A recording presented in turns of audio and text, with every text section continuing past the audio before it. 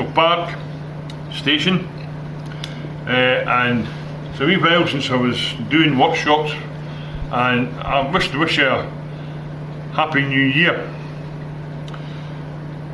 A lot of the model railway sites on Facebook now have been talking about back-to-back gauges, and I want to talk a wee bit about that today, because there's a lot of new folk that are coming in to the hobby, and when somebody mentions a back-to-back measurement, they don't understand what they're talking about.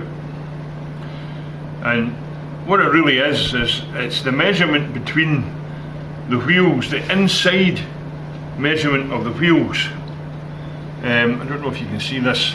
The inside measurement between two wheels is what they call the back-to-back measurement, and if it's not spot on, what actually happens is when you go through points and diamond crossings and double slips, the wheels actually don't fit between the plastic moulded check rail and the actual metal rails themselves. But it's a very easy thing to sort out. It's not rocket science, if you know what I mean. So we'll talk a wee bit about that, and I'm also going to talk a wee bit about capacitor discharge units. You know, the capacitor discharge units that you use to operate your solenoid points, not the slow motion ones. And I hope to let you see how we do it. So when I get the camera set up, I'll be back and we'll start to look at first of all the back-to-back gauges. Hello.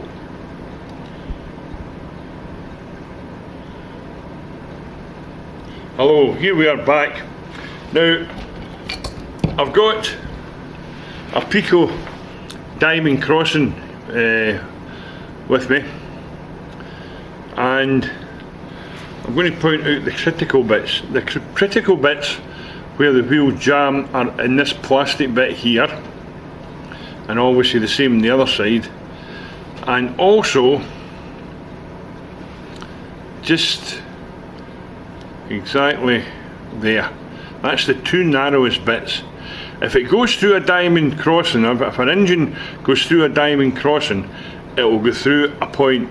The diamond is the one that you've really got to get bang on. If your back-to-back gauge is okay with a diamond, it'll be okay with the points. If you don't have diamonds, it doesn't really matter, just check it with a point. So there we have it. Now, how do you alter a back-to-back? Well, you just basically stick a screwdriver in between and just very, very gently just lever it out a fraction. Just a fraction now, not a lot, just a fraction, and that will bring the flanges of the wheels in line. And then what you do is, this one won't because it's so old, but you put the locomotive on, and if you just shove the loco through, if you feel resistance, it's no set right yet. So that's your basic back-to-back gauges. If any of you aren't sure about that, come back to me and we'll see if we can explain it a wee bit better. You may see me lifting the thing up and down. The reason for that is to make sure that the camera's seeing what I'm trying to show you. I'm looking at the screen on the camera upside down, so I've got to get used to this. This is a new way of working. But basically, that there, did I see my specs? What did I do with them? Even I can't see. That there is the narrowest bit, and if the wheels go through that and through the frog, you'll be fine. The two frogs, you'll be fine. And that's the way that I work it. Now, don't get me wrong, you can get back-to-back gauges. It's just a piece of metal with a wee handle on it, with a kind of barrel, and it fits in it fits in between the wheels. But the problem with that is Hornby's back-to-back measurements different from Peco.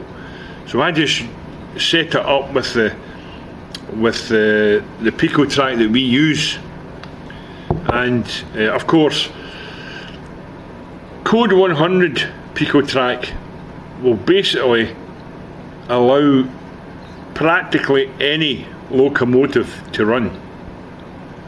It's a fairly universal track. Fine scale, the difference in fine scale, or the main difference, is the height of the rail. The height of the rail is lower than the height in Peco 100.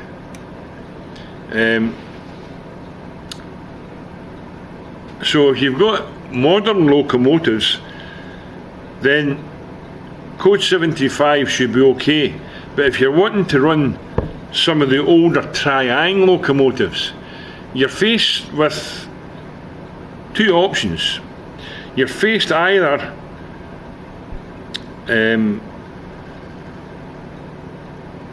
changing all the wheels,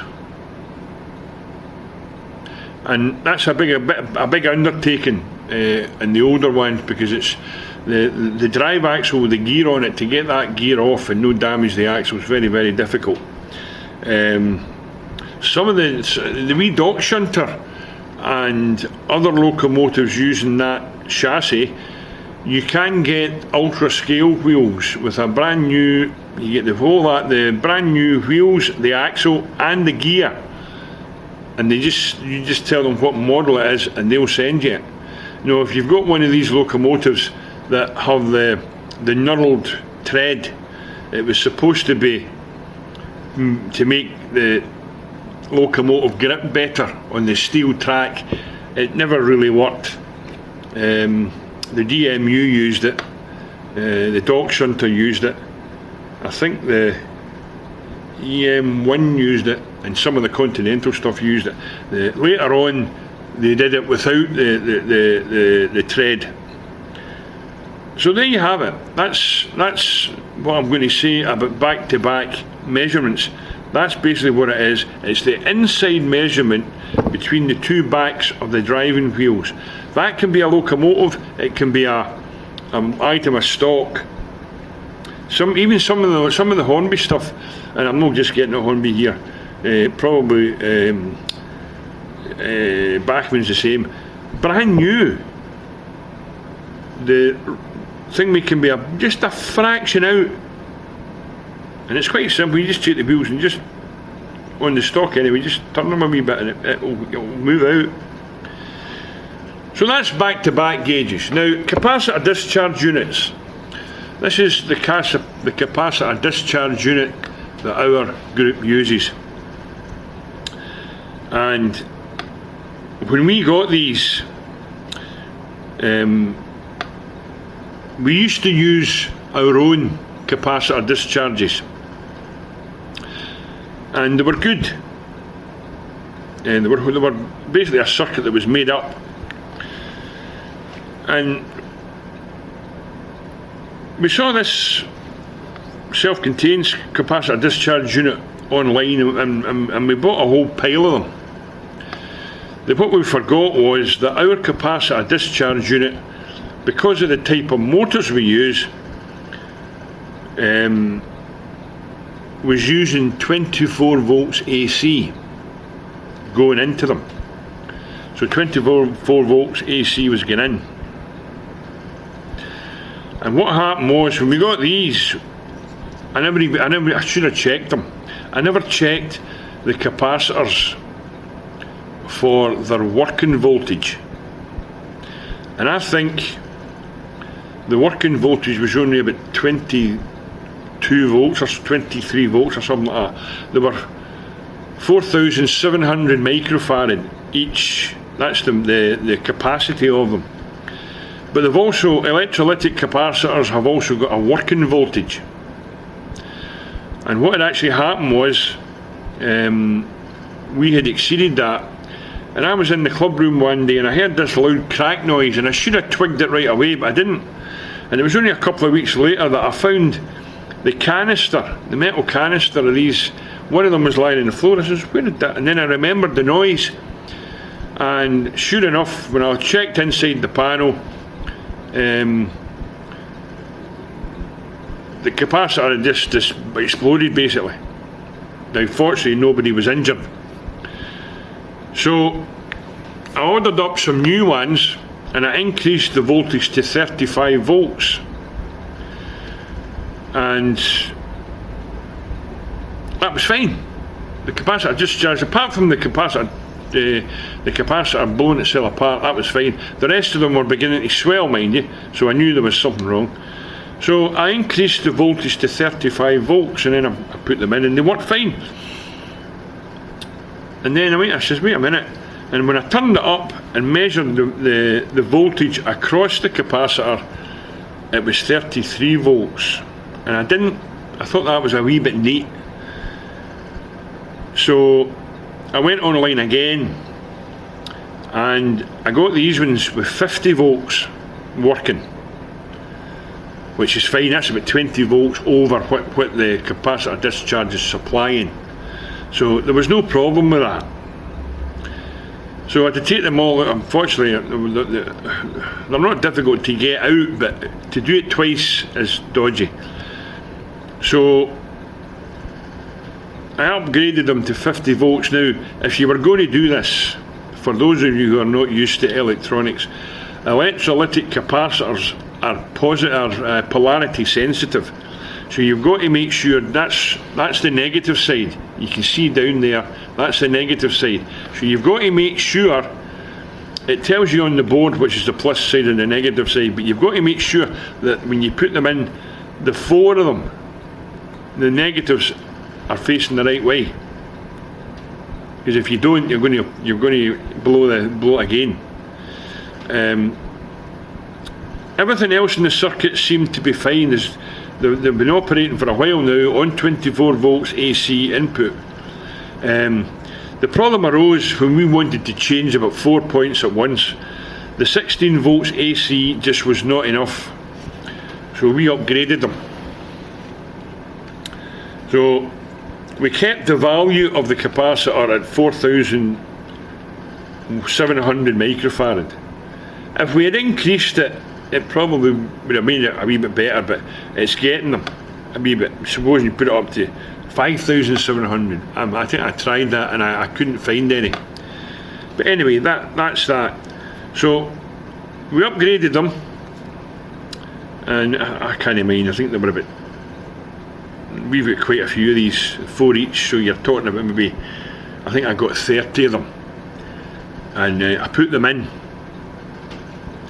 And we've had no problems since that. Everything's worked fine, and that's hunky-dory. To get them out, what you've got to do is you need a solder sucker. It's like a syringe. There it's there.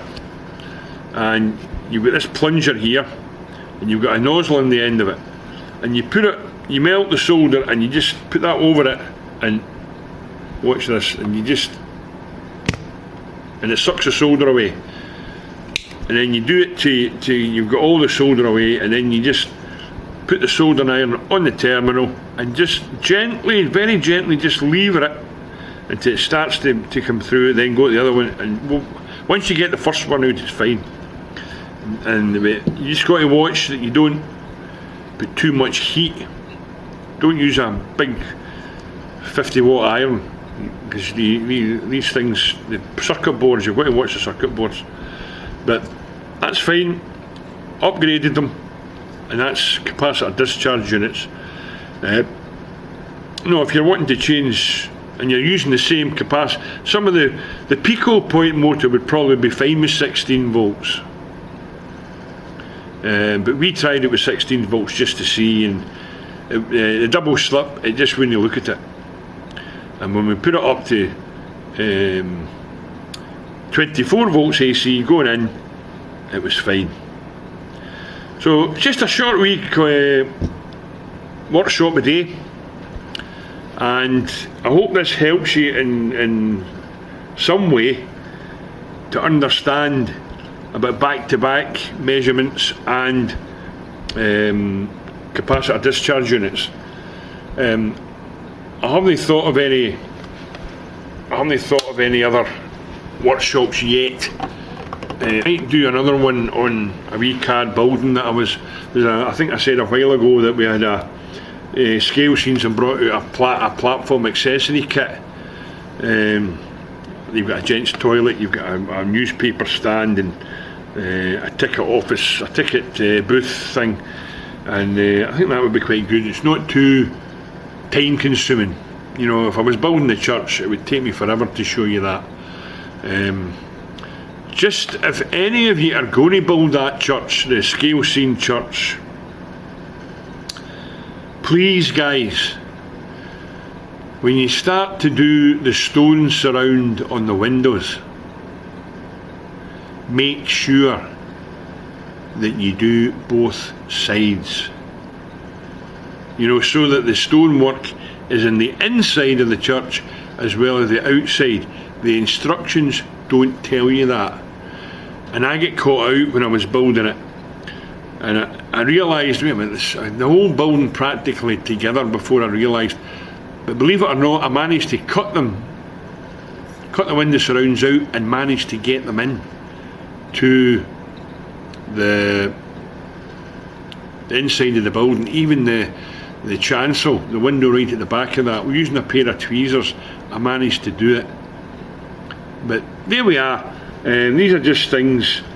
I don't want anybody else to fall into that trap, and as I understand it, some of you have, and it's just one of these things that happen, but it's better if it doesn't. So keep on shunting, keep on modelling, and God bless you. Bye the now.